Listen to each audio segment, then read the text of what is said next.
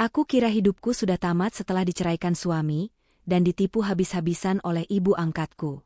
Tapi, satu telepon misterius di tengah malam mengubah takdirku selamanya.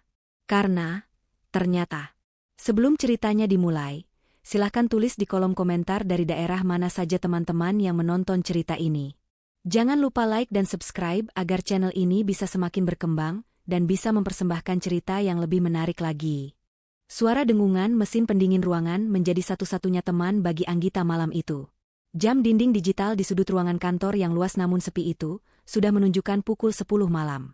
Anggita menghela napas panjang, mencoba meregangkan punggungnya yang terasa kaku setelah duduk berjam-jam di depan layar komputer. Cahaya monitor yang menyilaukan membuat matanya terasa perih, tetapi ia tidak punya pilihan lain selain menyelesaikan tumpukan laporan keuangan ini. Jika ia tidak menyelesaikan pekerjaannya malam ini, bosnya yang galak pasti akan memotong gajinya lagi, dan potongan gaji adalah hal terakhir yang ia butuhkan saat ini. Hidupnya sudah cukup hancur tanpa harus kehilangan satu-satunya sumber penghasilan yang membuatnya tetap bisa makan dan membayar sewa kamar kos yang sempit. Anggita membetulkan letak hijabnya yang sedikit berantakan. Ia menatap pantulan wajahnya yang lelah di layar komputer yang gelap saat ia mematikan monitor sejenak.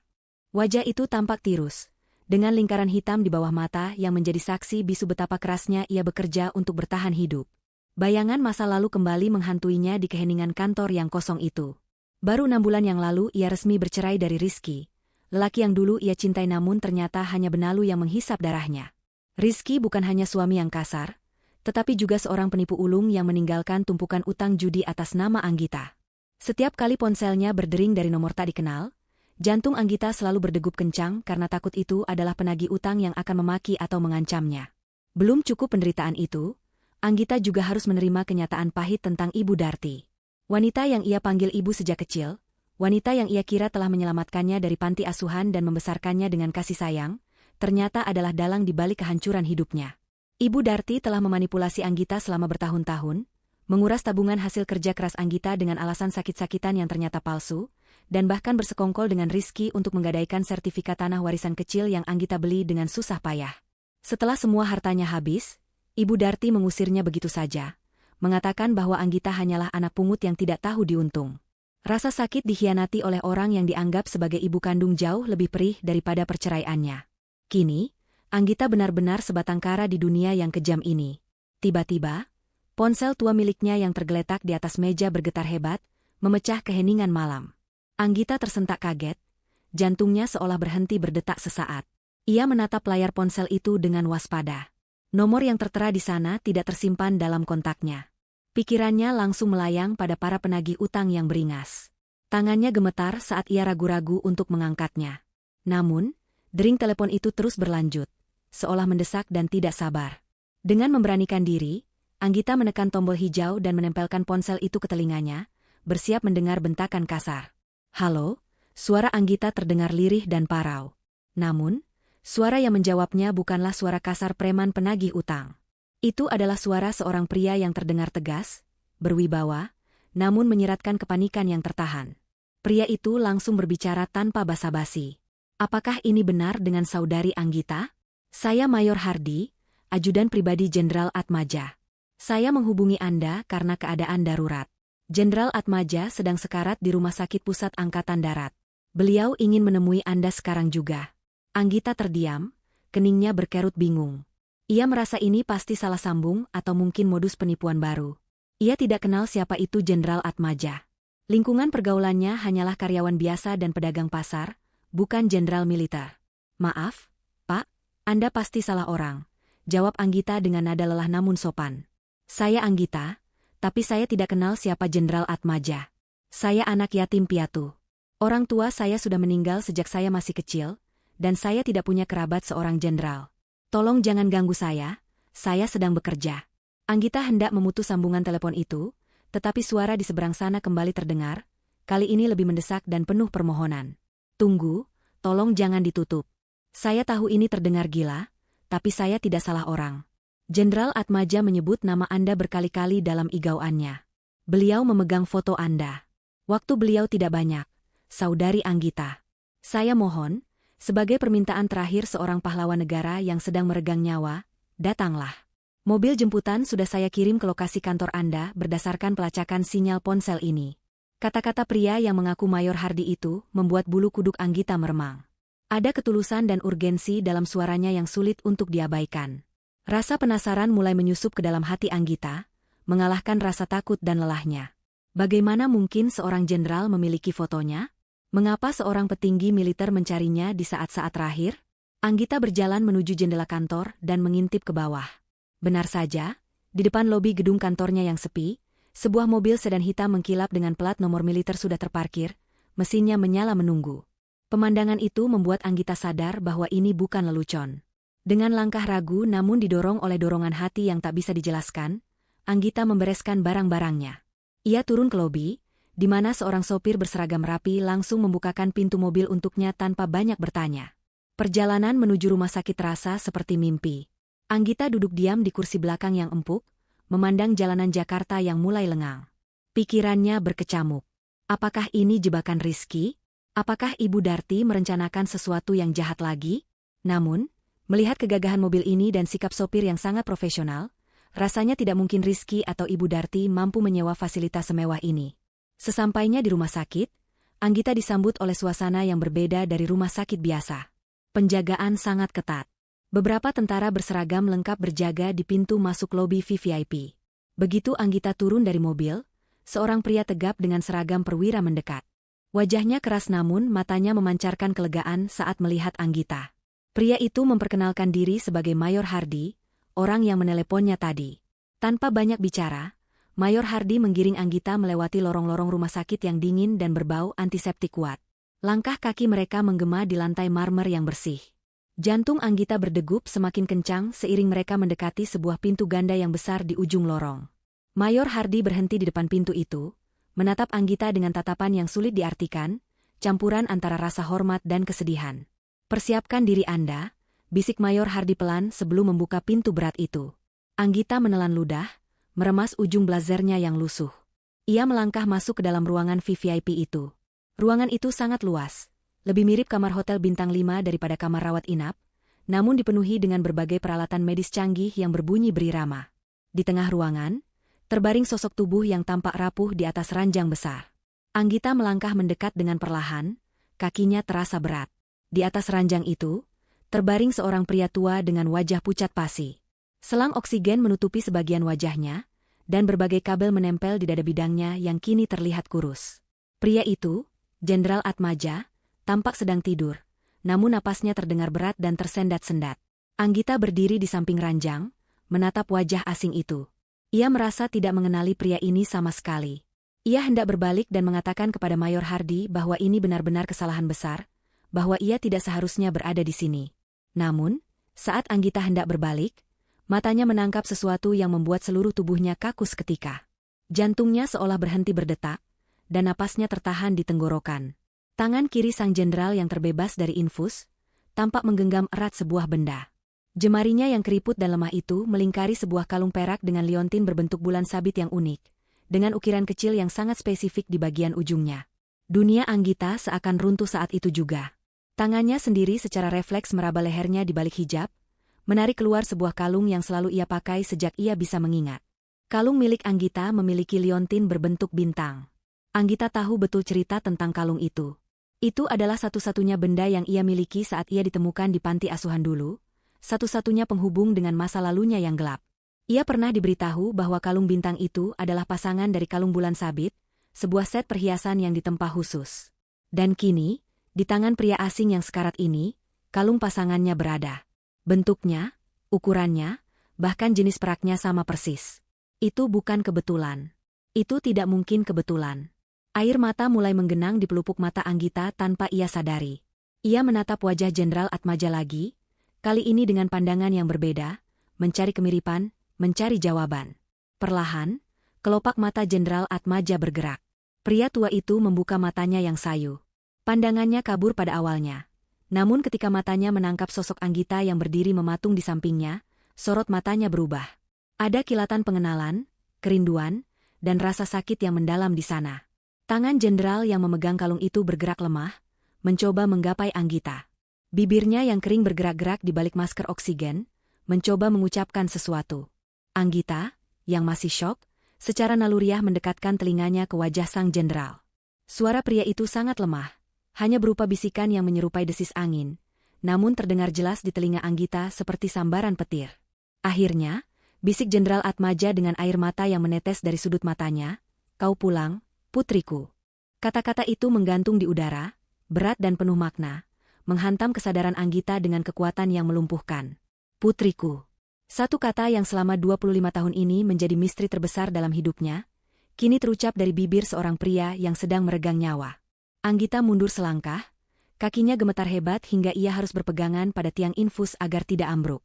Air matanya tumpah, bukan karena kesedihan yang ia pahami, melainkan karena guncangan batin yang luar biasa. Ia ingin bertanya, ingin berteriak menuntut penjelasan, ingin tahu mengapa ia dibuang, mengapa ia hidup menderita jika ayahnya adalah seorang jenderal kaya raya. Namun, waktu tidak berpihak padanya. Monitor detak jantung di samping tempat tidur mulai berbunyi lebih cepat, menandakan ketidakstabilan.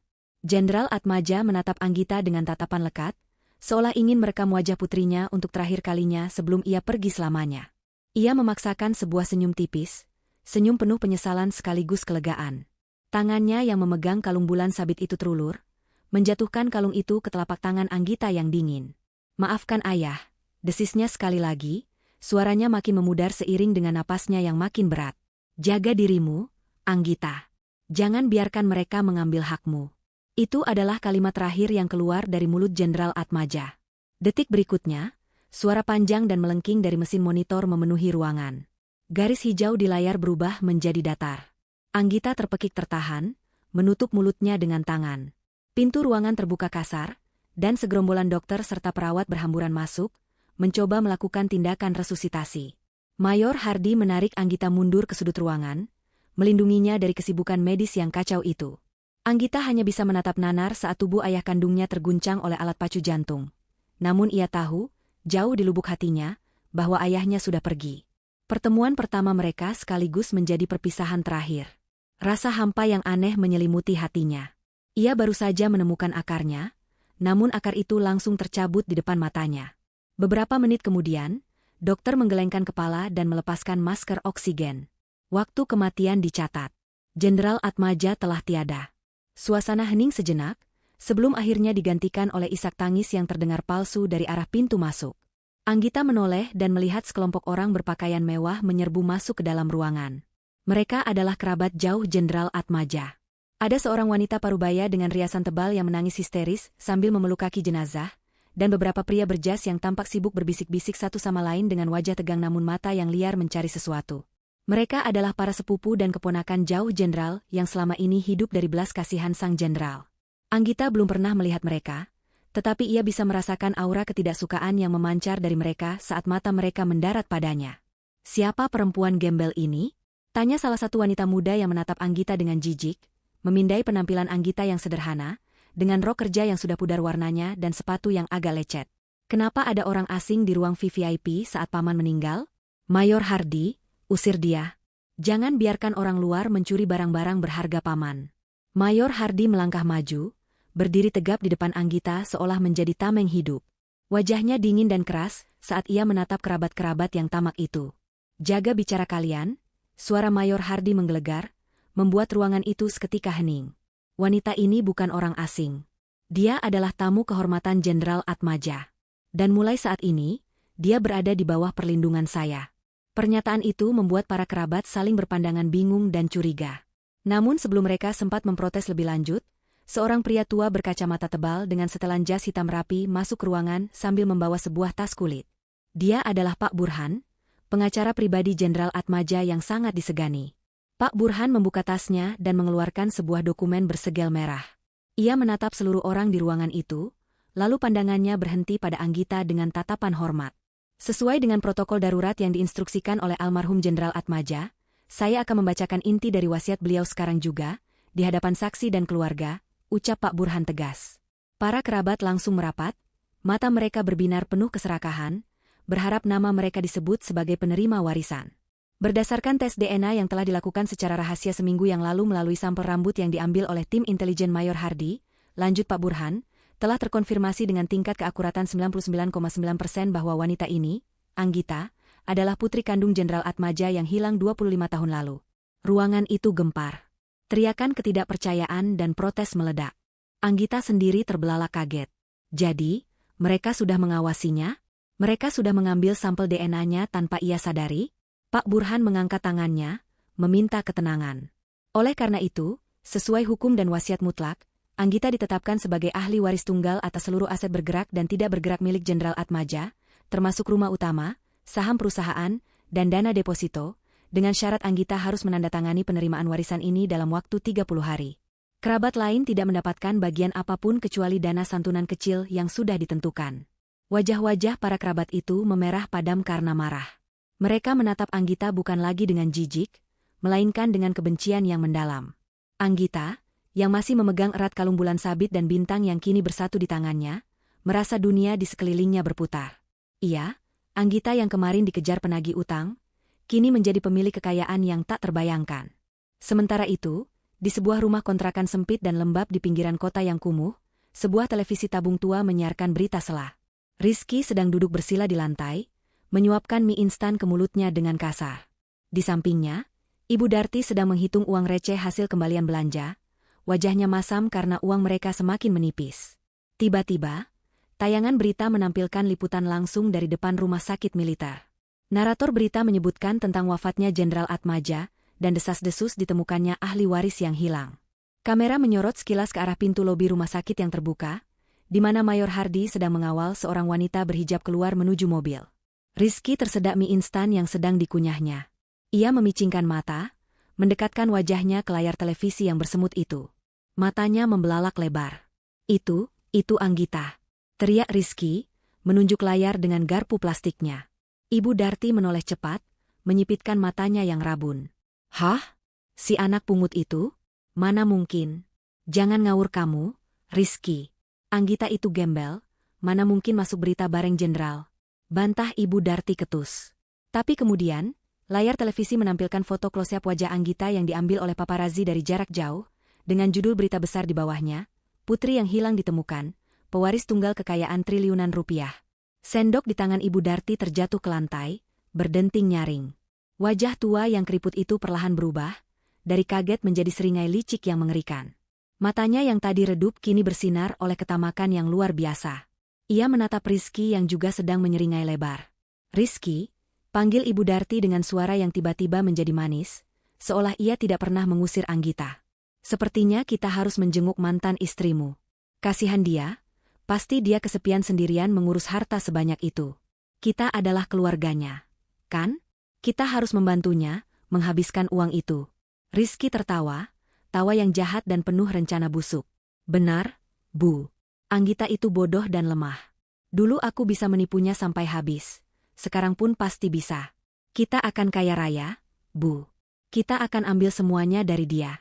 Di malam yang sama saat Anggita berduka atas ayah yang baru ditemukannya, dua serigala lapar di sudut kota mulai mengasah taring mereka, bersiap untuk menerkam domba yang kini berkalung emas. Halaman rumah dinas Jenderal Atmaja yang kini menjadi milik Anggita membentang luas seperti lapangan bola, dikelilingi oleh pagar beton setinggi 3 meter dengan kawat berduri di bagian atasnya. Anggita duduk di sofa kulit berwarna krem di ruang tamu utama yang langit-langitnya dihiasi lampu kristal gantung raksasa. Rasanya seperti mimpi, atau lebih tepatnya, seperti tersesat di dunia orang lain. Baru 2 hari yang lalu ia tidur di kasur busa tipis yang bau apek di kamar kos sempitnya, dan sekarang ia dikelilingi oleh pelayan berseragam yang siap melayaninya kapan saja. Namun, kemewahan ini terasa dingin. Tidak ada kehangatan keluarga di sini, hanya sisa-sisa kenangan dari seorang ayah yang tidak sempat ia kenal. Mayor Hardi berdiri tegak di sudut ruangan. Matanya yang tajam selalu waspada mengawasi sekeliling, memastikan keamanan nyonya barunya terjamin sepenuhnya. Anggita masih belum terbiasa dipanggil Nyonya, atau Nona Anggita, dengan nada penuh hormat itu. Ia rindu kesederhanaan hidupnya yang dulu, sebelum badai utang dan pengkhianatan menghancurkannya, tetapi ia tahu tidak ada jalan untuk kembali ke masa lalu. Pak Burhan, sang pengacara, duduk di hadapan Anggita sambil membuka tumpukan dokumen tebal di atas meja marmer. Ia menjelaskan tentang prosedur pencairan aset yang rumit dan memakan waktu. Meskipun Anggita sudah dinyatakan sebagai ahli waris sah berdasarkan tes DNA awal, prosedur hukum tetap mengharuskan adanya masa tunggu selama 1 minggu untuk verifikasi akhir sebelum seluruh akses rekening bank dan aset properti diserahkan sepenuhnya ke tangan Anggita. Selama masa transisi ini, Anggita hanya diberikan akses ke dana operasional terbatas, yang bagi Anggita jumlahnya sudah sangat fantastis. Namun bagi ukuran kekayaan Jenderal Atmaja hanyalah remah-remah. Pak Burhan juga menjelaskan sebuah klausul penting dalam wasiat jenderal. Jika Anggita meninggal dunia sebelum proses legalitas selesai, atau jika Anggita menolak warisan ini, maka seluruh harta akan disumbangkan ke Yayasan Amal Militer, dan tidak ada satu sen pun yang akan jatuh ke tangan kerabat lain. Klausul ini dibuat khusus untuk melindungi Anggita dari keluarga besar yang serakah, namun ironisnya, hal ini justru memancing bahaya yang lebih besar dari arah yang tidak diduga. Ketenangan di ruang tamu itu terusik ketika suara keributan terdengar dari arah gerbang utama. Melalui layar monitor CCTV yang terpasang di dinding ruang keamanan, Anggita bisa melihat dua sosok yang sangat ia kenali sedang berdebat sengit dengan penjaga gerbang. Jantung Anggita berdegup kencang, darahnya berdesir panas naik ke kepala. Di layar itu, terlihat Rizky mengenakan kemeja batik yang agak kusut dan membawa sebuket bunga mawar yang tampak layu. Sementara Ibu Darti berdiri di sampingnya dengan mengenakan gamis panjang dan kerudung lebar, wajahnya basah oleh air mata. Mereka berteriak-teriak meminta izin masuk, mengaku sebagai keluarga terdekat Anggita. Rasa mual seketika menyerang perut Anggita. Keberanian mereka sungguh luar biasa. Setelah membuangnya seperti sampah, kini mereka datang mengemis seperti anjing yang kelaparan begitu mencium bau uang. Mayor Hardi melirik Anggita, melihat kegelisahan di wajah wanita itu. Apakah Nona ingin saya mengusir mereka?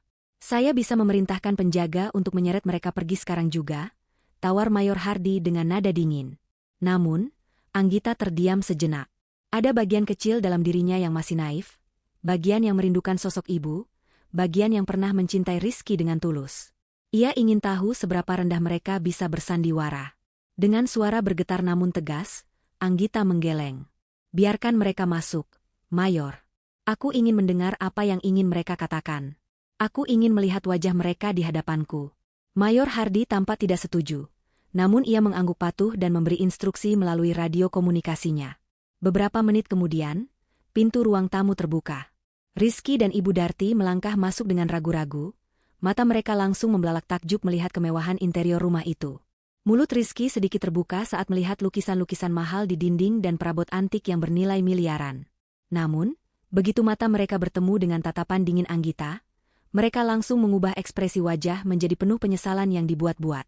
Ibu Darti langsung berlari kecil dan menjatuhkan dirinya di kaki Anggita, menangis meraung-raung dengan suara yang memekakan telinga. Anggita, anakku sayang. Ibu rindu sekali padamu, nak. Maafkan ibu yang bodoh ini. Seru Ibu Darti sambil mencoba memeluk kaki Anggita, namun Anggita menarik kakinya menjauh dengan cepat. Rizky ikut berlutut di samping ibunya, wajahnya dipasang sedemikian rupa agar terlihat menyedihkan. Sayang, Anggita tolong dengarkan aku dulu. Aku tahu aku salah. Aku hilaf. Waktu itu aku stres berat karena pekerjaan, aku tidak sadar apa yang aku lakukan padamu. Aku menceraikanmu karena aku tidak ingin kamu ikut menderita menanggung beban hidupku. Aku melakukannya demi kebaikanmu, Anggita. Tapi sumpah demi Tuhan, aku tidak pernah berhenti mencintaimu. Sekarang, melihat kamu sukses seperti ini, aku ikut bahagia. Aku ingin kita rujuk. Kita bangun lagi rumah tangga kita dari awal. Aku janji akan menjadi suami yang baik. Suami yang pantas mendampingi putri seorang jenderal. Kata-kata Rizky meluncur licin seperti ular, penuh dengan kebohongan yang manis. Anggita menatap mereka dengan pandangan kosong. Dulu, kata-kata manis Rizky selalu berhasil meluluhkannya. Dulu, air mata Ibu Darti selalu membuatnya merasa bersalah. Tapi hari ini, di ruangan yang dingin ini, ia melihat mereka dengan kacamata yang berbeda. Ia melihat Rizky bukan sebagai suami yang hilaf, melainkan sebagai parasit yang malas bekerja.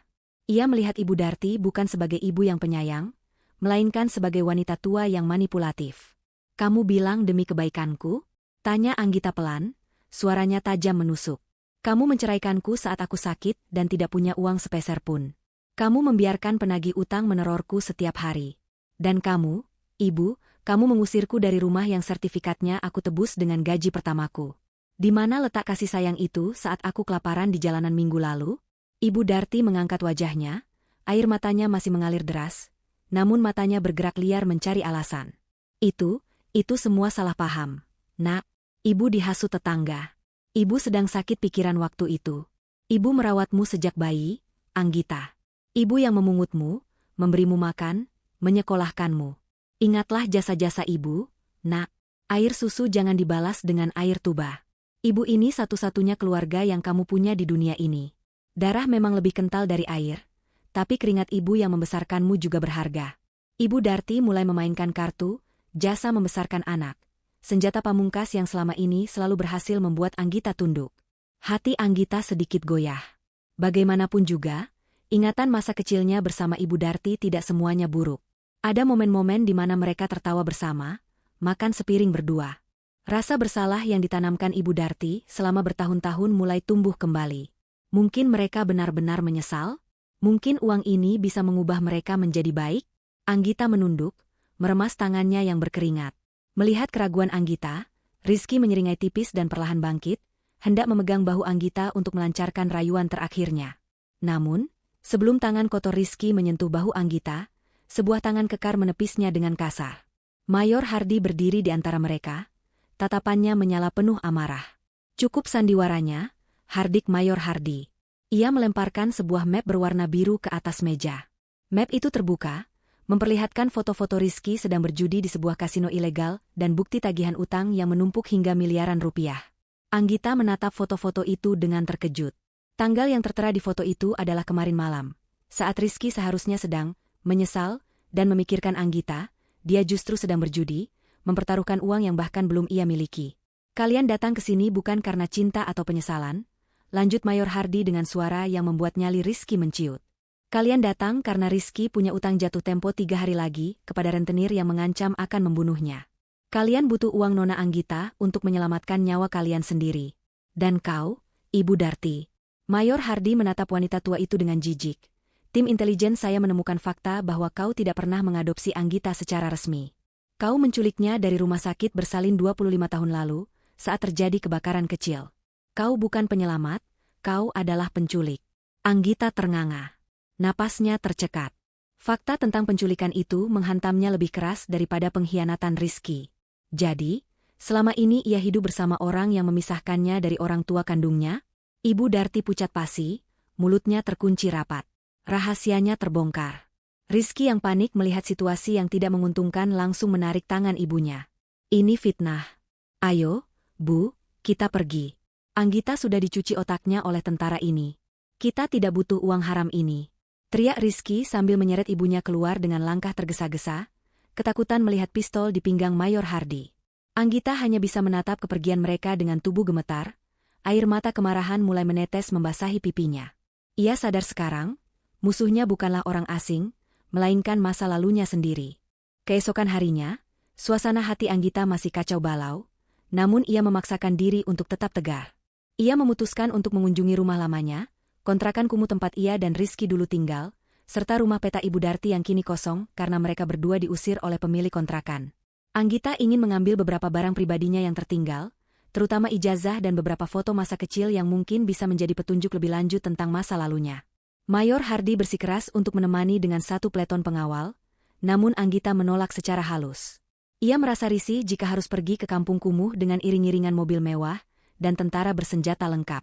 Akhirnya, mereka sepakat bahwa Anggita akan pergi hanya ditemani oleh Mayor Hardi yang menyamar berpakaian sipil dan satu sopir kepercayaan menggunakan mobil sedan biasa yang tidak mencolok. Perjalanan menuju daerah pinggiran kota itu terasa mencekam. Langit mendung menggantung rendah, seolah mendukung suasana hati Anggita yang kelabu. Mobil melaju membelah kemacetan Jakarta. Saat memasuki jalan tol lingkar luar yang sepi, sopir tiba-tiba mengumpat pelan. "Pak, remnya blong." Teriak sopir itu dengan panik. Kakinya menginjak-injak pedal rem yang terasa kosong. Mobil yang sedang melaju dalam kecepatan 80 km per jam itu, meluncur tanpa kendali mendekati tikungan tajam. Anggita menjerit tertahan, mencengkeram pegangan pintu dengan erat hingga buku-buku jarinya memutih. Mayor Hardi dengan sigap melompat ke kursi depan, mengambil alih kemudi dari samping, mencoba menstabilkan kendaraan menggunakan rem tangan secara bertahap. "Tahan napas, Nona," seru Mayor Hardi saat ia memutar setir dengan tajam untuk menghindari truk kontainer di depan. Mobil itu berdecit keras. Bannya berasa bergesekan dengan aspal, lalu melintir dan menabrak pembatas jalan dengan benturan keras. Kaca jendela pecah berhamburan. Air bak mengembang, menghantam wajah mereka. Suasana hening sejenak, hanya terdengar suara desis radiator yang bocor. Anggita terbatuk-batuk, kepalanya pusing, namun ia sadar ia masih hidup.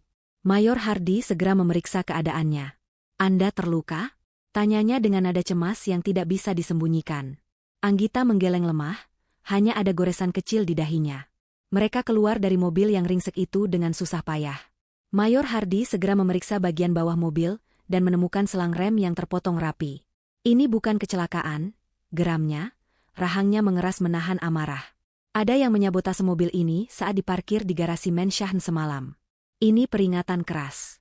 Siapapun pelakunya, mereka punya akses ke dalam atau menyelinap masuk dengan sangat profesional." Pikiran Anggita langsung tertuju pada Rizky. Mantan suaminya itu pernah bekerja di bengkel mobil. Ia tahu cara merusak rem tanpa meninggalkan jejak yang jelas. Teror ini nyata. Mereka tidak main-main. Mereka menginginkan Anggita mati jika mereka tidak bisa memilikinya.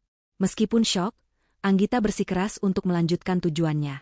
Justru kejadian ini membakar semangat perlawanannya. Ia tidak mau lagi menjadi korban yang ketakutan. Mereka memanggil taksi daring dan melanjutkan perjalanan ke rumah kontrakan lama Ibu Darti. Rumah itu tampak menyedihkan. Pintu depannya setengah terbuka karena engselnya rusak. Di dalam, bau lembab dan sampah menyengat hidung. Barang-barang berserakan di lantai, tanda bahwa penghuninya pergi dengan terburu-buru atau diusir paksa. Anggita melangkah masuk, memori masa kecilnya berputar kembali. Di sudut ruangan inilah ia sering dimarahi, di dapur itulah ia dipaksa memasak sejak SD. Anggita mulai menggeledah lemari tua yang sudah dimakan rayap di kamar Ibu Darti. Ia mencari dokumen-dokumen pribadinya. Di bawah tumpukan baju bekas yang bau apek, tangannya menyentuh sebuah kotak kaleng biskuit tua yang berkarat. Hatinya berdebar. Ia ingat Ibu Darti selalu melarangnya menyentuh kotak ini. Dengan tangan gemetar, Anggita membuka tutup kaleng itu. Isinya bukan uang atau perhiasan, melainkan buku catatan kusam dan beberapa lembar kwitansi kuning yang sudah pudar tintanya. Anggita membuka buku catatan itu. Tulisan tangan Ibu Darti yang cakar ayam memenuhi halamannya. Matanya membelalak saat membaca isinya. Itu adalah buku catatan, penjualan. 12 Mei 1999. Anting emas bayi, milik anak pungut, terjual Rp500.000. 20 Juni 2000, gelang kaki perak, terjual Rp200.000. Agustus 2005, uang saku sekolah Anggita, diambil, Rp50.000. Catatan itu terus berlanjut hingga tahun-tahun terakhir.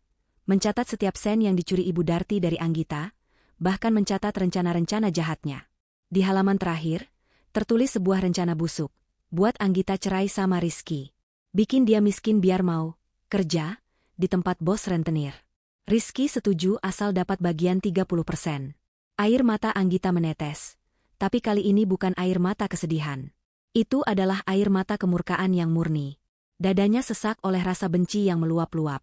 Ternyata perceraiannya, kemiskinannya, penderitaannya, semuanya adalah skenario yang dibuat oleh wanita yang ia panggil ibu dan pria yang ia panggil suami. Mereka bersekongkol menjualnya. Mereka adalah iblis berwujud manusia. Anggita meremas buku itu hingga kertasnya kusut. Ia menemukan fakta yang lebih mengerikan di balik lipatan kwitansi. Sebuah surat perjanjian tidak resmi dengan kepala rentenir, yang menyatakan bahwa Rizky menjaminkan mantan istrinya sebagai pelunas utang jika ia tidak bisa membayar dalam tempo bulan ini. Di saat Anggita sedang dilanda amarah, terdengar suara langkah kaki berat di depan pintu rumah. Mayor Hardy memberi isyarat agar Anggita diam dan bersembunyi di balik lemari. Dua orang pria bertubuh besar dengan tato di lengan masuk ke dalam rumah sambil membawa bensin dalam jeriken. "Cepat bakar rumah ini. Bos bilang jangan sampai ada bukti yang tertinggal." Si Rizky bilang ada buku catatan ibunya yang ketinggalan di sini. "Kalau polisi nemu itu, kita semua bisa kena," ujar salah satu preman itu dengan suara parau. Anggita membekap mulutnya sendiri agar tidak berteriak. Rizky mengirim orang untuk membakar rumah ini beserta bukti kejahatannya. Dan mereka tidak tahu Anggita ada di dalam. Preman itu mulai menyiramkan bensin ke sofa dan tumpukan koran di ruang tengah. Bau bensin menyengat udara dengan cepat.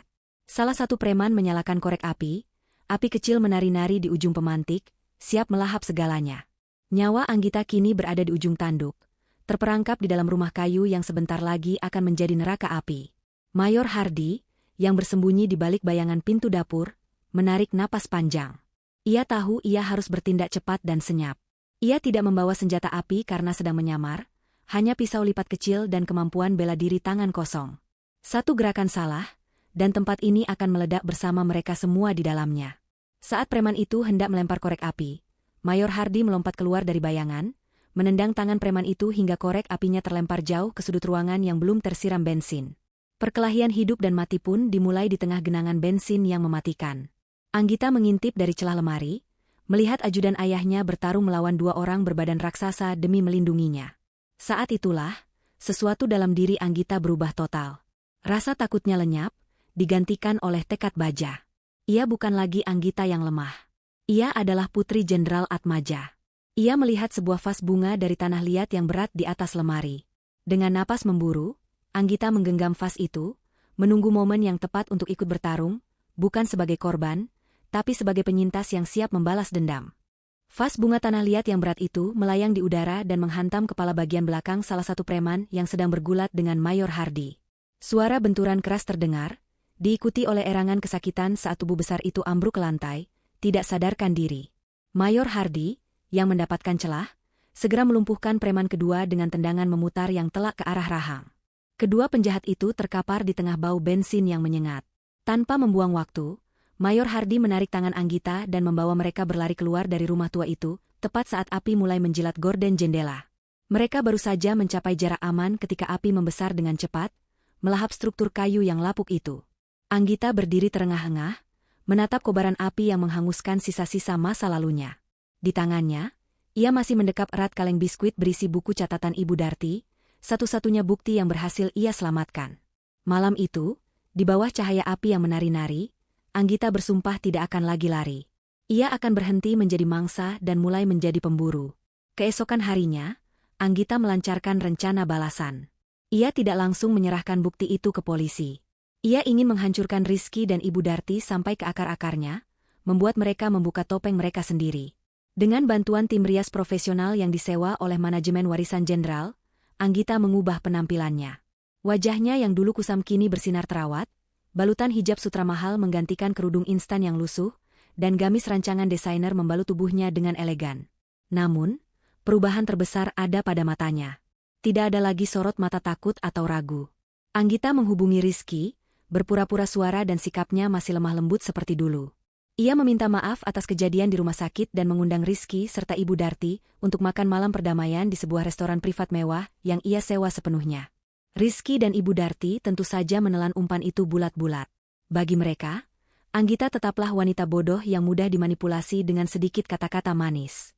Malam itu, di ruang privat restoran bintang 5 yang diterangi lilin dan alunan musik klasik, Rizky dan Ibu Darti datang dengan pakaian terbaik mereka yang tampak norak jika disandingkan dengan keanggunan Anggita.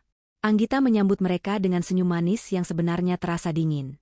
Ia memesankan hidangan termahal, membiarkan mereka makan dengan lahap seperti orang yang belum pernah melihat makanan enak seumur hidup. Di balik vas bunga besar di tengah meja dan di sudut ruangan, kamera serta penyadap suara berukuran mikro milik tim intelijen Mayor Hardy sudah merekam setiap gerak-gerik dan ucapan mereka. Suasana makan malam itu dipenuhi dengan sandiwara yang menjijikan. Rizky terus-menerus memuji kecantikan Anggita, mengatakan betapa ia menyesal telah melepaskan permata seindah istrinya. Ibu Darti tak henti-hentinya mengingatkan Anggita tentang masa kecil mereka, memanipulasi kenangan untuk membangkitkan rasa iba. Anggita mendengarkan semuanya dengan sabar, sesekali mengangguk lemah seolah ia termakan rayuan itu. Jadi, Anggita, kata Rizky sambil menggenggam tangan Anggita di atas meja, matanya berkilat licik. Supaya harta warisan ini aman dan tidak diambil orang jahat, lebih baik kamu memberikan kuasa pengelolaannya padaku. Aku kan laki-laki, aku lebih paham soal bisnis dan investasi. Kamu cukup duduk manis di rumah, biar aku dan ibu yang mengurus semuanya demi masa depan kita. Anggita menunduk, menyembunyikan senyum sinisnya. Ia memancing mereka lebih jauh. Tapi Rizky, aku dengar kamu punya banyak utang. Apa kamu bisa dipercaya memegang uang sebanyak ini? Pancingan itu mengenai sasaran. Rizky tertawa meremehkan, pengaruh alkohol dari koktail yang ia minum membuatnya lengah. Ah, itu cuma isu kecil. Utang itu gampang lunas kalau uang warisan cair. Lagi pula, Anggita, kamu itu tidak tahu apa-apa soal dunia luar. Kamu itu polos. Tanpa aku, kamu bakal ditipu orang lain. Cuma aku dan ibu yang tulus padamu. Lihat saja, dulu waktu kamu miskin siapa yang mau sama kamu? Cuma aku kan? Ucapan itu adalah pengakuan tidak langsung betapa mereka menganggap remeh Anggita. Puncak dari rencana busuk mereka terjadi saat hidangan penutup disajikan. Rizky dengan cekatan menuangkan serbuk putih halus ke dalam gelas jus jeruk milik Anggita, saat Anggita pura-pura sibuk melihat ponselnya. Anggita melihat pantulan gerakan tangan Rizky itu dari sendok perak di hadapannya. Jantungnya berdesir ngeri. Mereka berniat membiusnya. Mungkin untuk memaksanya tanda tangan, atau lebih buruk lagi. Namun, Anggita tidak panik. Ia tahu Mayor Hardy dan timnya sedang memantau dari mobil van di parkiran, siap menyerbu jika nyawanya terancam. Ini adalah bagian dari rencana Anggita untuk mendapatkan bukti kejahatan fisik yang tak terbantahkan, upaya penculikan atau peracunan. Ini, minumlah jusnya supaya segar, kata Rizky dengan nada memaksa yang halus, menyodorkan gelas beracun itu. Anggita menatap gelas itu, lalu menatap wajah Rizky dan Ibu Darti bergantian. Mereka menatapnya dengan penuh harap, seperti hiena menunggu mangsanya tumbang. Anggita mengangkat gelas itu. Dalam hati ia berdoa semoga tim medis darurat yang disiapkan Mayor Hardy bekerja cepat nanti. Demi menjebak kalian, aku rela melakukan ini, batin Anggita. Ia mendekatkan bibir gelas ke mulutnya dan meneguk isinya perlahan. Rizky dan Ibu Darti saling bertukar pandang penuh kemenangan. Tak lama kemudian, efek obat tidur dosis tinggi itu mulai bekerja. Pandangan Anggita memburam, kepalanya terasa berat seolah ditimpa batu. Tubuhnya lemas. Ia mencoba bertahan agar tetap sadar, namun kegelapan mulai merenggut kesadarannya. Hal terakhir yang ia dengar sebelum kepalanya terkulai di atas meja adalah tawa jahat Ibu Darti. Bagus, Rizky. Cepat bawa dia lewat pintu belakang. Mobil sewaan sudah siap. Kita bawa dia ke gudang di pinggir kota. Malam ini juga dia harus tanda tangan surat pemindahan aset itu sebelum dia sadar. Anggita terkulai tak berdaya, masuk ke dalam perangkap yang ia buat sendiri, mempertaruhkan nyawanya demi sebuah keadilan. Bau apek dan debu menyengat hidung Anggita, memaksanya untuk siuman dari tidur paksanya. Kepalanya masih berdenyut sakit, efek sisa dari obat bius yang diberikan Rizky. Perlahan, Anggita membuka matanya sedikit demi sedikit, menyadari bahwa ia tidak lagi berada di restoran mewah itu. Ia kini duduk terikat di sebuah kursi kayu tua di tengah ruangan luas yang gelap dan lembab. Ini adalah sebuah gudang kosong yang terbengkalai. Cahaya remang-remang hanya berasal dari satu lampu bohlam kuning yang tergantung di langit-langit tepat di atas kepalanya. Di hadapannya, sebuah meja lipat kecil diletakkan, lengkap dengan tumpukan dokumen dan bantalan tinta stempel. Rizky dan Ibu Darti berdiri di sana, tampak tidak sabar. Rizky sedang merokok dengan gelisah, sementara Ibu Darti memegang jari jempol Anggita, bersiap untuk menempelkannya ke bantalan tinta. Rupanya mereka mengira Anggita masih pingsan total. Cepat, Rizky. Keburu dia sadar. Tempelkan jempolnya di surat kuasa ini. Setelah itu, kita bisa kuras rekeningnya besok pagi-pagi sekali. Desak Ibu Darti dengan suara serakah. Rizky membuang puntung rokoknya dan mencengkeram pergelangan tangan Anggita dengan kasar. Ia mengarahkan jempol Anggita yang lemas menuju kertas bermaterai itu. Tepat 1 sentimeter sebelum jempol itu menyentuh kertas, Anggita membuka matanya lebar-lebar. Tatapannya tajam, jernih, dan menusuk. Sama sekali tidak terlihat seperti orang yang baru bangun dari pingsan. Dengan gerakan tiba-tiba yang mengejutkan, Anggita menegakkan kepalanya dan berkata dengan suara lantang yang menggema di gudang kosong itu. Kalian pikir aku sebodoh dulu? Suara itu membuat Rizky terlonjak kaget hingga melepaskan tangan Anggita. Ibu Darti mempekik ngeri, mundur beberapa langkah seolah melihat hantu. Kamu sudah sadar? Bagaimana mungkin? Obat itu dosisnya untuk menidurkan kuda. Gagap Rizky, wajahnya pucat pasi. Anggita tersenyum miring, sebuah senyum kemenangan yang membuat nyali Rizky menciut. Ia tidak memberitahu mereka bahwa sebelum berangkat makan malam, ia sudah meminum neutralizer dan arang aktif atas saran dokter militer, yang meminimalisir penyerapan obat tidur itu. Ia hanya pura-pura pingsan lebih lama untuk melihat sejauh mana mereka akan membawanya. Kalian baru saja melakukan kesalahan terbesar dalam hidup kalian. Menculik, merencanakan perampokan, dan percobaan pembiusan terhadap ahli waris jenderal. Kalian pikir Mayor Hardy akan membiarkan aku sendirian? Seolah menjawab pertanyaan Anggita, suara sirine polisi meraung-raung dari luar gudang, memecah keheningan malam. Cahaya merah dan biru dari lampu rotator polisi menembus celah-celah ventilasi gudang, menciptakan bayangan yang menakutkan di dinding. Suara megafone terdengar keras. Kami dari kepolisian. Gedung ini sudah dikepung. Menyerah dan keluar dengan tangan di atas. Rizky dan Ibu Darti panik setengah mati. Mereka berlarian seperti tikus yang terperangkap. Rizky mencoba membuka pintu depan, tapi terkunci rapat. Ini jebakan. Dasar wanita ular. Kau menjebak suamimu sendiri. Teriak Rizky histeris, menunjuk Anggita dengan tangan gemetar. Ia mencari jalan keluar lain. Ibu Darti menangis meraung-raung, menyalahkan Rizky yang dianggapnya ceroboh. Anggita hanya duduk tenang di kursinya, membiarkan ikatan tali di tangannya yang sebenarnya longgar itu terlepas dengan sendirinya. Ia sudah melatih simpul itu. Saat pintu gudang didobrak paksa oleh tim gegana bersenjata lengkap, Rizky melakukan tindakan nekat.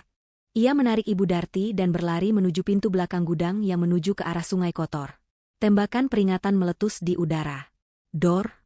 Rizky dan Ibu Darti tidak peduli, ketakutan akan penjara membuat adrenalin mereka memuncak. Mereka menerobos pintu belakang yang rapuh dan melompat ke dalam kegelapan malam, menyusuri pinggiran sungai yang licin dan penuh sampah. Mayor Hardi masuk ke dalam gudang, langsung berlari menghampiri Anggita dan memotong sisa ikatan talinya. "Anda baik-baik saja, Nona?" tanyanya cemas. Anggita mengangguk, berdiri tegak sambil memijat pergelangan tangannya yang memerah. "Biarkan mereka lari sebentar, Mayor. Biarkan mereka merasakan ketakutan dikejar-kejar seperti yang aku rasakan dulu. Mereka tidak akan bisa lari jauh." Benar saja, pelarian Rizky dan Ibu Darti tidak berlangsung lama dalam ketenangan. Meskipun mereka berhasil lolos dari penyergapan pertama dengan bersembunyi di gorong-gorong busuk di bawah jembatan, nasib buruk baru saja dimulai bagi mereka. Di dalam persembunyian yang gelap dan bau itu, ponsel Rizky yang layarnya retak bergetar. Sebuah notifikasi berita muncul. Dengan tangan gemetar dan napas memburu, Rizky membuka berita itu. Judul utamanya membuatnya merasa seperti disambar petir di siang bolong. Hasil tes DNA resmi keluar, Anggita adalah putri kandung sah Jenderal Atmaj. Seluruh aset triliunan rupiah resmi diserahkan hari ini. Berita itu menyebar luas di seluruh saluran televisi dan media sosial. Wajah Anggita terpampang di mana-mana sebagai miliarder baru yang sah secara hukum dan negara. Harapan Rizky untuk mengklaim harta itu dengan memalsukan dokumen kini musnah total. Dokumen yang hendak ia stempel tadi hanyalah sampah tak berguna. Lebih parah lagi, wajah Rizky dan Ibu Darti kini disiarkan sebagai buronan penculikan. Ibu Darti merebut ponsel itu, membaca beritanya, lalu menjatuhkannya ke air comberan. "Habis sudah tamat riwayat kita, Rizky. Kita tidak dapat uang, malah jadi buronan," ratap Ibu Darti, memukuli dada anaknya sendiri. Namun Rizky, yang akalnya sudah dirasuki setan ketamakan dan keputusasaan, matanya berkilat gila. Ini belum berakhir, Bu. Kalau aku tidak bisa memiliki hartanya, tidak ada yang boleh memilikinya. Kita harus menghancurkannya. Kita harus membuat Anggita menderita lebih dari ini." Di dalam gorong-gorong yang gelap itu, dua penjahat yang terdesak itu mulai menyusun rencana terakhir yang nekat. Sebuah rencana yang tidak lagi peduli pada uang, melainkan pada pembalasan dendam yang membabi buta. Sementara itu, Anggita keluar dari gudang dengan dagu terangkat tinggi, disambut oleh puluhan wartawan yang sudah menunggu. Malam ini, dunia tahu siapa dia. Dan permainan kucing tikus ini baru saja memasuki babak yang paling berbahaya. Mensyah megah peninggalan Jenderal Atmaja kini terasa begitu sunyi, namun kesunyian itu menyimpan ribuan cerita yang belum terungkap. Anggita melangkah menyusuri lorong panjang berlantai marmer yang menghubungkan kamar tidurnya dengan sayap barat rumah, tempat ruang kerja pribadi almarhum ayahnya berada. Sudah 3 hari sejak insiden penculikan di gudang itu, dan selama 3 hari itu pula Anggita disibukkan dengan urusan administrasi pemindahan aset yang seolah tak ada habisnya. Namun, ada satu hal yang terus mengganggu pikirannya, sebuah instruksi khusus yang dibisikkan oleh Pak Burhan, sang pengacara, tepat setelah pemakaman. Pak Burhan mengatakan bahwa ada satu warisan yang tidak tertulis dalam dokumen legal manapun, sebuah warisan yang hanya bisa diakses oleh Anggita seorang diri di dalam ruang kerja sang jenderal. Jantung Anggita berdegup kencang saat ia berdiri di depan pintu kayu jati ukiran Jepara yang kokoh itu. Mayor Hardi, yang setia mengawal di belakangnya, mengangguk pelan memberikan isyarat keamanan. Dengan tangan yang sedikit gemetar, Anggita memutar kunci emas yang diberikan Pak Burhan, dan pintu itu pun terbuka dengan derit halus yang memecah keheningan malam. Ruang kerja itu berbau tembakau mahal bercampur dengan aroma kertas tua dan kayu cendana, sebuah aroma maskulin yang langsung mengingatkan Anggita pada sosok ayah yang baru ia temui sesaat sebelum wafat. Ruangan itu dipenuhi rak-rak buku yang menjulang tinggi hingga ke langit-langit, berisi ribuan literatur militer, sejarah, dan strategi politik. Di tengah ruangan, terdapat sebuah meja kerja besar dari kayu mahoni yang terlihat sangat berwibawa. Anggita berjalan mendekati meja itu, jemarinya menyusuri permukaannya yang halus. Ia merasa kecil di ruangan sebesar ini, namun ia juga merasakan adanya kekuatan yang mengalir, seolah semangat ayahnya masih hidup di antara dinding-dinding ini. Sesuai petunjuk Pak Burhan, Anggita menggeser sebuah lukisan pemandangan pegunungan yang tergantung di dinding belakang meja kerja. Di balik lukisan itu, tertanam sebuah brankas baja berwarna hitam pekat dengan sistem pengamanan digital dan pemindai retina mata yang sangat canggih. Anggita menelan ludah. Ia mendekatkan wajahnya ke alat pemindai. Sinar merah memindai matanya. Terdengar bunyi, bip, pendek, diikuti suara mekanis kunci-kunci baja yang bergeser terbuka. Pintu brankas yang berat itu perlahan mengayun keluar. Anggita menahan napas, bersiap melihat tumpukan uang tunai atau emas batangan seperti yang ia bayangkan. Namun, apa yang ia temukan di dalamnya jauh berbeda dari ekspektasinya. Brankas itu memang berisi beberapa tumpuk obligasi dan sertifikat tanah. Tetapi benda yang paling mencolok diletakkan tepat di tengah adalah sebuah buku jurnal tebal bersampul kulit hitam dan sebuah map merah dengan stempel, sangat rahasia. Rasa penasaran mengalahkan rasa takutnya. Anggita mengambil jurnal itu dan membawanya ke meja kerja, menyalakan lampu baca, dan mulai membaca halaman demi halaman tulisan tangan ayahnya. Halaman-halaman awal jurnal itu berisi catatan harian Jenderal Atmaja tentang kerinduannya pada putri yang hilang. Setiap kalimatnya menyiratkan kesedihan mendalam seorang ayah yang kehilangan belahan jiwanya. Anggita membaca bagaimana ayahnya menghabiskan miliaran rupiah menyewa detektif swasta selama puluhan tahun, bagaimana ia sering menangis sendirian di malam hari memikirkan apakah putrinya makan dengan layak atau tidak. Air mata Anggita menetes membasahi pipinya. Selama ini ia mengira dirinya dibuang, padahal ayahnya mencarinya dengan putus asa. Namun, semakin Anggita membaca ke halaman-halaman terakhir, nada tulisan di jurnal itu berubah drastis. Kesedihan berganti menjadi kecurigaan, dan kecurigaan berubah menjadi kemarahan yang tertahan. Jenderal Atmaja mulai menulis tentang tikus-tikus di sekelilingnya, tentang orang-orang kepercayaan yang berkhianat. Anggita beralih membuka map merah yang menyertainya. Di dalamnya terdapat foto-foto pengintaian, transkrip percakapan telepon, dan rekam medis rahasia. Mata Anggita terbelalak saat membaca laporan medis toksikologi. Ternyata, kematian Jenderal Atmaja bukan murni karena serangan jantung atau penyakit tua. Laporan itu menyebutkan adanya penumpukan racun arsenik dosis rendah dalam darah sang jenderal yang telah berlangsung selama 2 tahun terakhir. Ayahnya diracun secara perlahan agar terlihat seperti kematian wajar. Tangan Anggita gemetar hebat. Siapa yang tega melakukan ini? Ia membalik halaman berikutnya dan menemukan bagan struktur organisasi sindikat kejahatan yang sedang diselidiki ayahnya sebelum meninggal. Dan di sana, di bagian bawah bagan sebagai kaki tangan lapangan, terpampang foto Rizky dan beberapa kerabat jauh jenderal yang kemarin datang ke rumah sakit. Dunia Anggita seakan runtuh untuk kedua kalinya, namun kali ini runtuhannya membentuk sebuah fondasi kemarahan yang kokoh. Dokumen itu menjelaskan segalanya. Rizky bukan sekadar suami yang jahat dan penjudi. Rizky ternyata direkrut oleh sindikat mafia tanah dan koruptor yang menjadi musuh Jenderal Atmaja. Tugas Rizky awalnya adalah mendekati Anggita, yang keberadaannya sudah diketahui musuh lebih dulu daripada jenderal, untuk memastikan Anggita tetap miskin, bodoh, dan tidak pernah kembali ke pelukan ayahnya. Perceraian dan utang judi itu adalah skenario untuk menghancurkan mental Anggita agar ia bunuh diri atau gila, sehingga garis keturunan Jenderal Atmaja putus total dan harta warisan bisa jatuh ke tangan kerabat korup yang sudah bersekongkol dengan sindikat tersebut. Lebih mengerikan lagi, Anggita menemukan bukti transfer rutin dari rekening samaran sindikat tersebut ke rekening pribadi Ibu Darti selama 25 tahun. Ibu Darti tidak menculik Anggita karena dendam pribadi semata. Ia adalah agen tidur yang dibayar untuk menyiksa Anggita secara perlahan. Setiap kali Ibu Darti memarahi Anggita, setiap kali ia melarang Anggita sekolah tinggi, itu semua adalah pesanan. Ibu Darti dibayar untuk mematikan potensi Anggita. Fakta ini membuat Anggita mual. Seluruh hidupnya adalah rekayasa kejahatan yang terstruktur rapi. Orang-orang yang ia panggil keluarga adalah aktor bayaran yang menikmati penderitaannya sambil menerima gaji dari musuh ayahnya. Anggita menutup map itu dengan kasar. Napasnya memburu. Rasa sakit di hatinya berubah menjadi api dendam yang membakar. Ia menekan tombol interkom di meja kerja. Mayor Hardy, masuk ke ruangan saya sekarang. Perintahnya dengan suara dingin yang belum pernah ia dengar dari mulutnya sendiri. Detik berikutnya, Mayor Hardy masuk dengan sigap. Anggita menyerahkan map merah itu. Mayor Hardy membacanya sekilas, dan wajahnya yang biasanya datar berubah menjadi merah padam karena amarah. Rahangnya mengeras. Jadi dugaan Bapak selama ini benar. Mereka membunuhnya pelan-pelan, dan mereka menggunakan orang-orang terdekat Nona sebagai alatnya, geram Mayor Hardy, tangannya terkepal hingga buku-buku jarinya memutih. Kita tidak bisa membiarkan ini, Mayor. Mereka pikir mereka pemburu, tapi sekarang mereka adalah buruan, ucap Anggita tajam. Anggita kemudian menyusun rencana.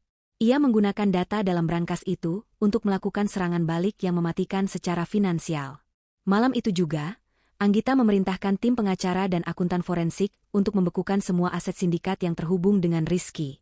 Ia mengirimkan bukti-bukti korupsi para pejabat yang menjadi pelindung Rizky ke kejaksaan dan media massa secara anonim. Dalam hitungan jam, jaring pengaman Rizky dan Ibu Darti diputus satu persatu. Sementara itu, di sebuah tempat pembuangan akhir sampah di pinggiran kota, Rizky dan Ibu Darti bersembunyi di dalam sebuah gubuk kardus yang ditinggalkan pemulung. Kondisi mereka sangat mengenaskan. Pakaian mereka kotor, berbau limbah, dan wajah mereka penuh dengan gigitan nyamuk. Rizky mencoba menghubungi bos rentenirnya untuk meminta perlindungan, tetapi nomornya sudah diblokir. Ia mencoba menelepon teman-teman judinya, tetapi tidak ada yang mengangkat. Ponselnya terus berbunyi, bukan panggilan masuk, melainkan notifikasi berita yang memberitakan penangkapan besar-besaran jaringan mafia tanah dan koruptor, orang-orang yang selama ini menjadi backing Rizky. Rizky membanting ponselnya ke tanah lumpur. Sialan, mereka semua tertangkap. Kita sendirian sekarang, Bu, teriak Rizky frustrasi, menjambak rambutnya sendiri yang lengket. Ibu Darti duduk memeluk lutut di pojok gubuk, tubuhnya menggigil kelaparan. Ia menatap Rizky dengan tatapan kosong yang mulai kehilangan kewarasan. Uangku, mana uangku? Rizky, katanya kita mau kaya? Kenapa kita tidur di sampah? Racau Ibu Darti berulang-ulang. Rizky menatap ibunya dengan nyalang. Ia sadar, tidak ada jalan keluar lagi. Polisi memburu mereka, mafia membuang mereka, dan Anggita kini memegang kendali penuh. Rasa lapar dan putus asa membuat akal sehat Rizky hilang sepenuhnya. Ia tidak lagi menginginkan harta, ia menginginkan kehancuran Anggita. Jika ia harus hancur, ia akan menyeret Anggita bersamanya ke neraka. Rizky teringat satu kelemahan Anggita.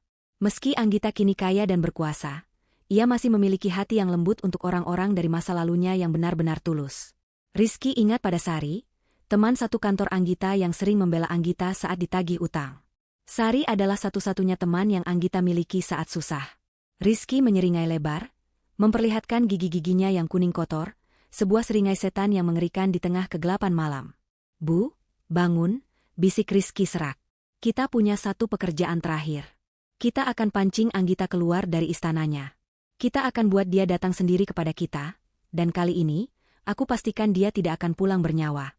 Langit Jakarta malam itu seolah turut merasakan ketegangan yang memuncak. Awan hitam bergulung tebal menutupi bulan, dan rintik hujan mulai turun membasahi bumi, menciptakan suasana yang suram dan mencekam. Di dalam ruang kerjanya, Anggita sedang menatap layar monitor CCTV yang menampilkan gerbang depan mansionnya yang kokoh.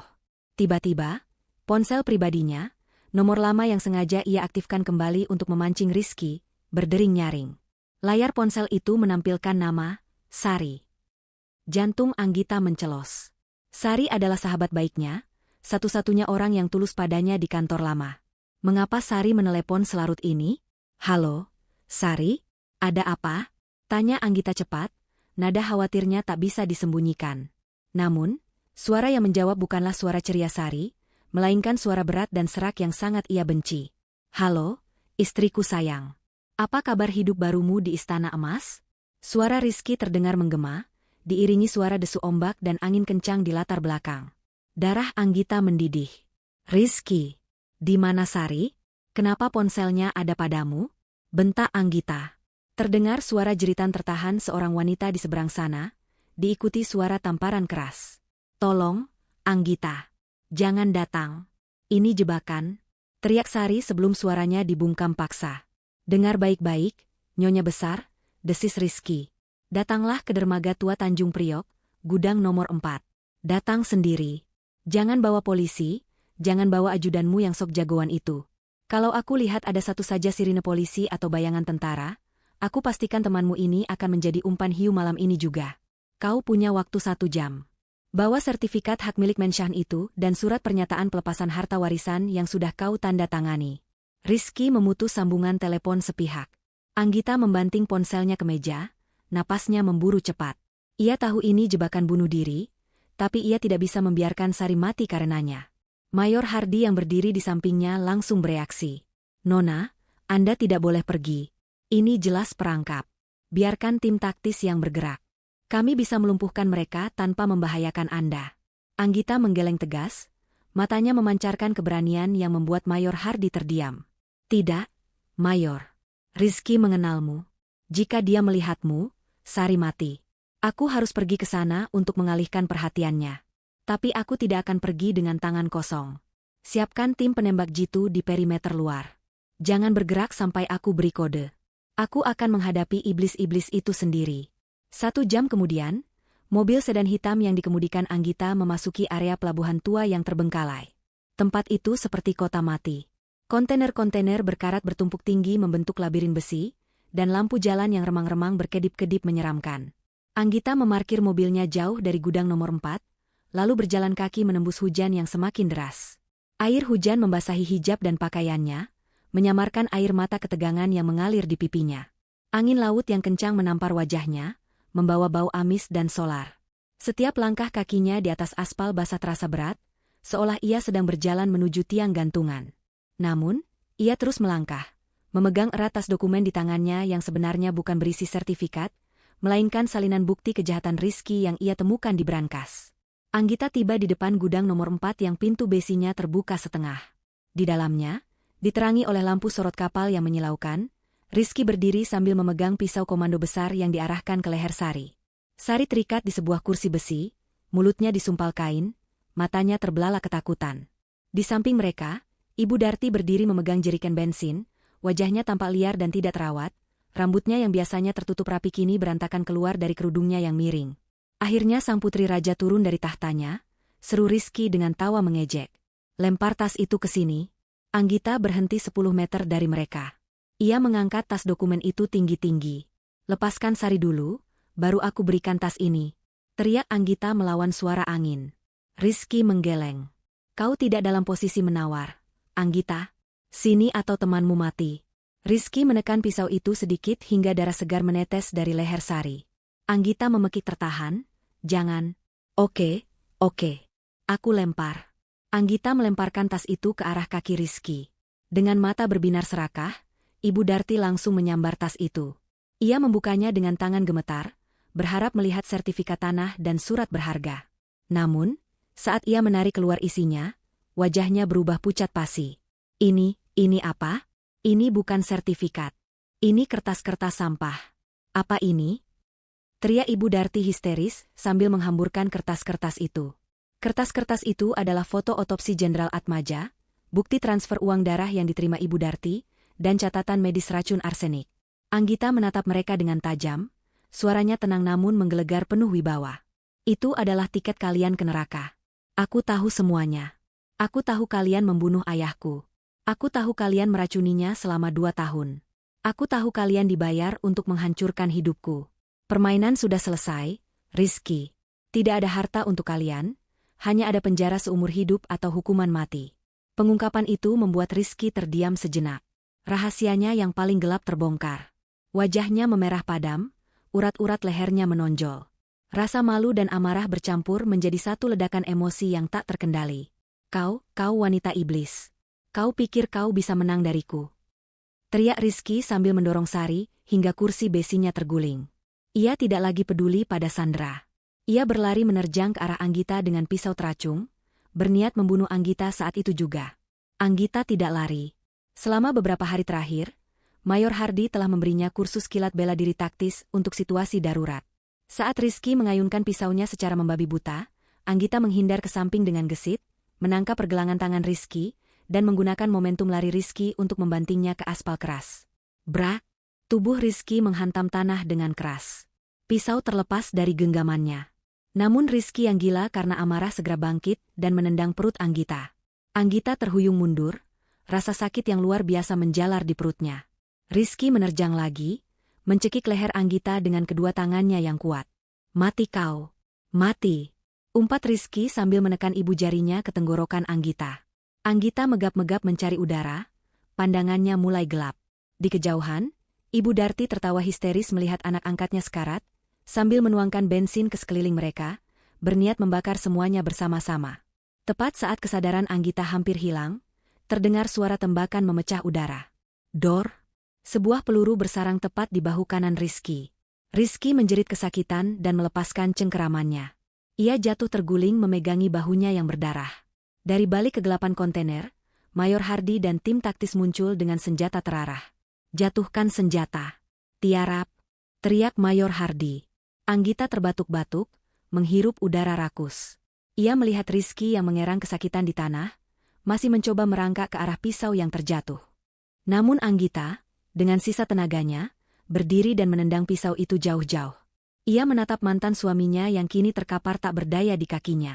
Rizky menatap Anggita dengan pandangan memohon, rasa sakit menghilangkan keberanian palsunya. Anggita, tolong sakit, aku suamimu, rengek Rizky menyedihkan. Anggita menatapnya dingin, tanpa belas kasihan. Kau bukan suamiku. Kau adalah pembunuh ayahku. Anggita berbalik memunggungi Rizky saat polisi mulai memborgol pria itu dengan kasar. Sementara itu, Ibu Darti yang melihat anaknya tertembak, menjadi histeris total. Ia menyalakan pemantik api, berdiri di tengah genangan bensin yang ia tuang sendiri. Jangan mendekat. Aku bakar semua. Aku bakar. Ancamnya dengan mata melotot. Polisi berhenti, ragu untuk maju. Namun Mayor Hardy dengan gerakan sangat cepat menembakkan taser gun, senjata kejut listrik, ke arah Ibu Darti. Sengatan listrik ribuan volt membuat tubuh tua itu kejang dan kaku, seketika sebelum pemantik api sempat menyentuh bensin. Ibu Darti ambruk, tak sadarkan diri. Suasana dermaga yang tadinya tegang kini dikuasai oleh aparat. Sari segera diselamatkan dan dilarikan ke ambulans. Anggita berdiri di bawah hujan deras, menatap kedua orang yang pernah menghancurkan hidupnya kini diseret seperti binatang ke dalam mobil tahanan.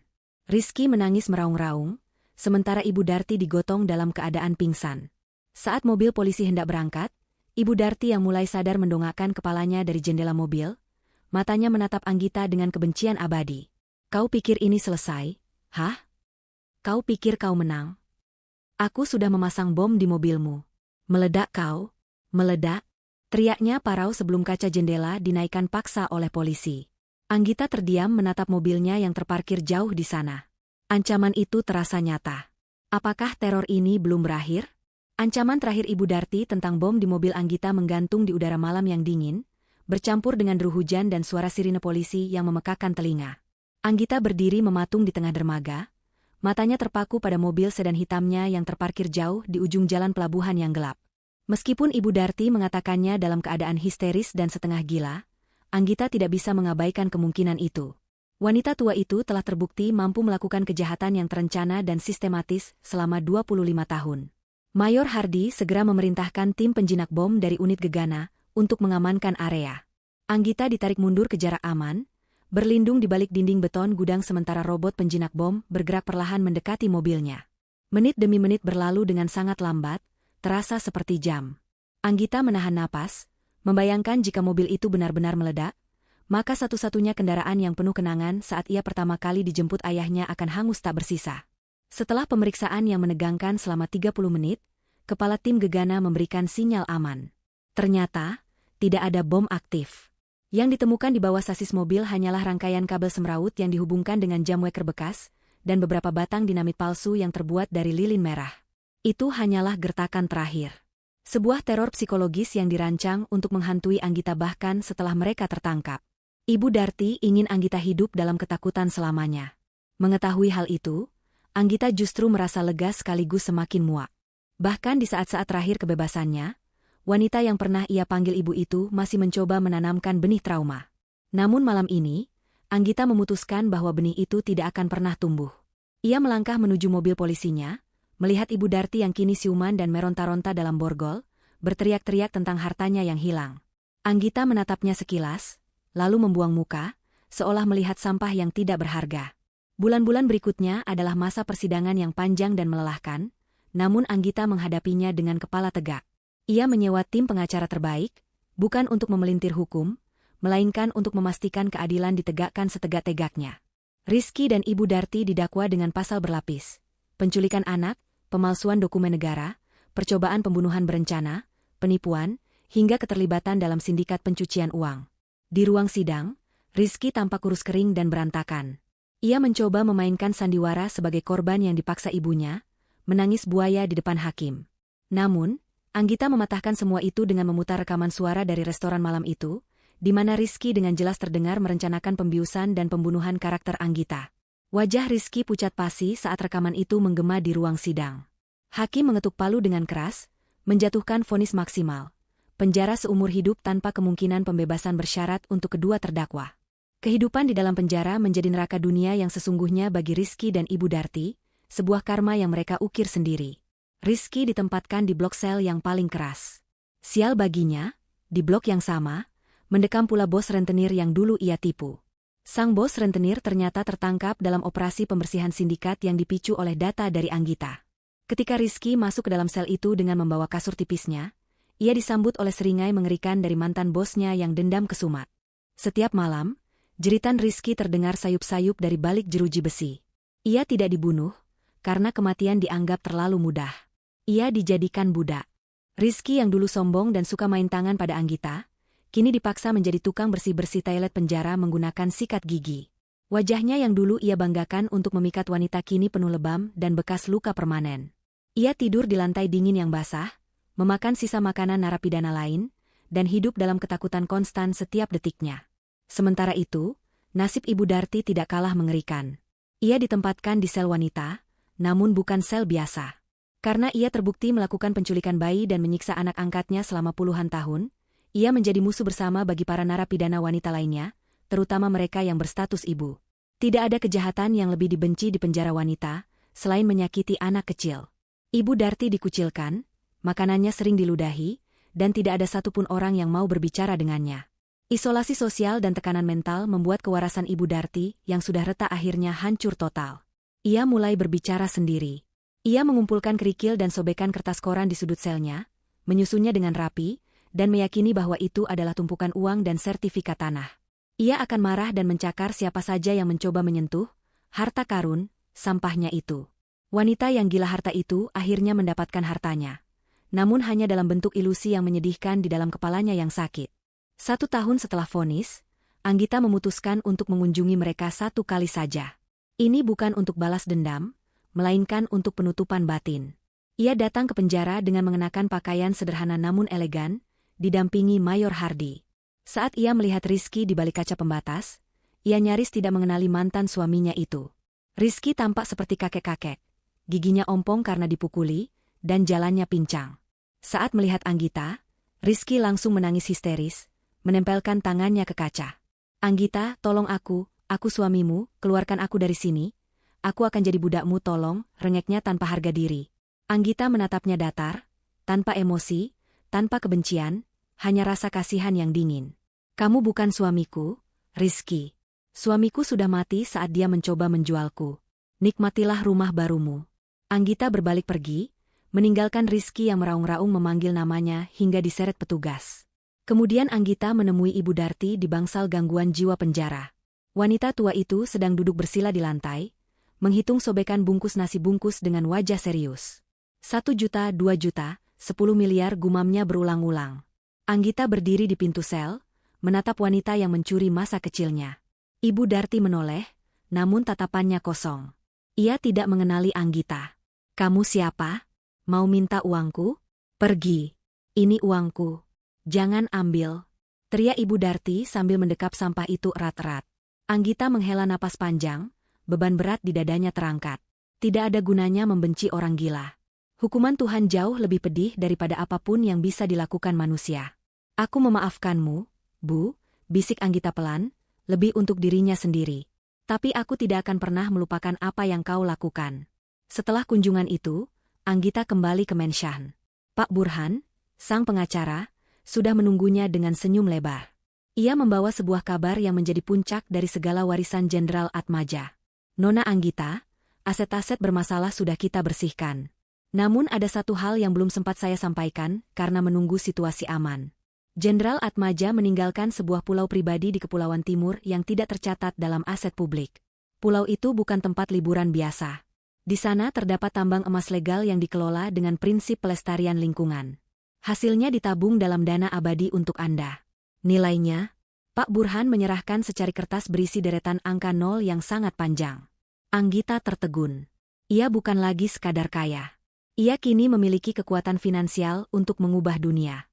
Dan dengan kekuatan itu, Anggita bersumpah tidak akan menggunakannya untuk kemewahan semata, melainkan untuk memastikan tidak ada anak lain yang mengalami nasib seperti dirinya. 2 tahun telah berlalu sejak badai kehidupan itu menerjang Anggita. Waktu, seperti halnya air sungai yang mengalir, perlahan-lahan mengikis luka-luka tajam di masa lalu, mengubahnya menjadi batu-batu kekuatan yang memperkokoh jiwa. Anggita kini bukan lagi wanita yang sama. Ia telah bertransformasi sepenuhnya. Bukan hanya penampilannya yang kini selalu anggun dengan busana muslimah modern yang berkelas, tetapi juga auranya. Ia adalah sosok pemimpin, seorang filantropis yang disegani, dan pebisnis wanita yang tangguh. Nama Anggita Atmaja kini dikenal di seluruh negeri, bukan sebagai korban drama keluarga, melainkan sebagai pendiri Yayasan Prawira, sebuah organisasi nirlaba raksasa yang bergerak di bidang perlindungan anak terlantar dan pemberdayaan wanita korban kekerasan rumah tangga. Pagi itu cerah, matahari bersinar hangat menyinari kompleks panti asuhan baru yang baru saja diresmikan oleh Anggita. Gedung itu megah, bersih, dan penuh warna, jauh berbeda dari panti asuhan suram yang pernah ada dalam bayangan Anggita. Di halaman rumput yang hijau, puluhan anak yatim piatu berlarian dengan tawa riang. Mereka mengenakan pakaian yang layak, makan makanan bergizi, dan mendapatkan pendidikan terbaik. Anggita berdiri di balkon lantai 2, menatap pemandangan itu dengan mata berkaca-kaca. Dulu, ia adalah salah satu dari anak-anak yang terbuang, yang dijual dan dimanfaatkan. Sekarang, ia memastikan anak-anak ini memiliki masa depan yang tidak pernah ia miliki. Ia menggunakan emas dari pulau warisan ayahnya untuk mencetak generasi emas baru. Ini adalah balas dendam terbaiknya, mengubah penderitaan menjadi harapan. Langkah kaki tegap terdengar mendekat dari belakang. Anggita menoleh dan tersenyum. Mayor Hardy, yang kini telah pensiun dini dari militer dan memilih menjadi kepala keamanan sekaligus direktur operasional yayasan, berdiri di sana dengan setelan jas rapi yang pas di tubuhnya yang atletis. Hubungan mereka telah berkembang perlahan namun pasti. Dari seorang pelindung dan yang dilindungi, menjadi rekan kerja, sahabat, dan kini, seseorang yang mengisi ruang kosong di hati Anggita. Tidak ada kata-kata gombal atau drama romantis yang berlebihan di antara mereka. Hubungan mereka dibangun di atas rasa saling percaya dan trauma yang disembuhkan bersama. Mayor Hardy adalah saksi dari titik terendah Anggita, dan dia tetap berdiri di sana hingga Anggita mencapai puncaknya. Semua tamu undangan sudah hadir di aula utama. Nona, maksud saya, Anggita, koreksi Hardy sambil tersenyum canggung. Ia masih membiasakan diri memanggil nama langsung tanpa embel-embel formalitas, sesuai permintaan Anggita. Anggita tertawa kecil, suara tawanya kini renyah dan lepas, tidak lagi tertahan rasa takut. Terima kasih, Hardy. Ayo kita turun. Tapi sebelum itu, aku ingin mampir ke makam ayah sebentar sore nanti. Hardy mengangguk mengerti. Saya akan siapkan mobil. Sore harinya, di pemakaman pahlawan yang hening dan asri, Anggita bersimpuh di samping nisan marmer hitam bertuliskan nama Jenderal Atmaja. Ia meletakkan buket bunga lili putih segar dan membersihkan beberapa daun kering yang jatuh di atas pusara. Angin sore bertiup lembut, memainkan ujung jilbabnya. Anggita menyentuh liontin kalung di lehernya. Kini dua liontin itu, bulan sabit milik ayahnya dan bintang miliknya, disatukan dalam satu rantai emas putih, berdenting pelan seiring gerakannya. Simbol penyatuan yang abadi antara ayah dan anak. Ayah, bisik Anggita pelan. Aku sudah melakukan apa yang ayah inginkan. Aku tidak membiarkan mereka menang. Aku menjaga warisan ini, bukan untuk menumpuk kekayaan, tapi untuk membersihkan nama keluarga kita. Tikus-tikus itu sudah kembali ke lubangnya. Rizky, aku dengar dia lumpuh total bulan lalu karena perkelahian di penjara. Sekarang dia hanya bisa berbaring menunggu ajal. Dan Ibu Darti, dia sudah tidak ingat siapa dirinya lagi. Mereka sudah mendapatkan pengadilan dunia, dan sebentar lagi pengadilan akhirat. Ayah bisa istirahat dengan tenang sekarang. Anggita merasakan kehangatan aneh menyelimuti bahunya, seolah-olah ada tangan tak kasat mata yang memeluknya. Ia tahu, di suatu tempat di sana, ayahnya sedang tersenyum bangga. Anggita bangkit berdiri, membersihkan debu dari gamisnya. Ia menatap langit senja yang berwarna jingga keunguan. Hardy berdiri beberapa langkah di belakangnya, memberikan ruang privasi namun tetap setia menjaga. Anggita menoleh pada Hardy, mengulurkan tangannya. Hardy menyambut tangan itu, menggenggamnya dengan lembut namun erat. Cincin pertunangan sederhana namun elegan melingkar di jari manis Anggita, bersinar ditimpa cahaya matahari terbenam. Mereka berjalan bersisian meninggalkan area pemakaman, langkah mereka selaras menuju masa depan yang cerah. Di balik kemewahan, kekuasaan, dan kemenangan yang ia raih, Anggita belajar satu hal paling berharga dalam hidupnya. Bahwa darah seorang pejuang mengalir di dalam tubuhnya. Ia bukan putri yang harus diselamatkan oleh pangeran. Ia adalah ratu yang membangun kerajaannya sendiri dari puing-puing kehancuran. Rizky dan Ibu Darti hanyalah kerikil tajam yang membuatnya belajar cara memakai sepatu besi. Saat mobil mewah Anggita melaju membelah jalanan kota yang sibuk, ia melihat dari balik jendela kaca.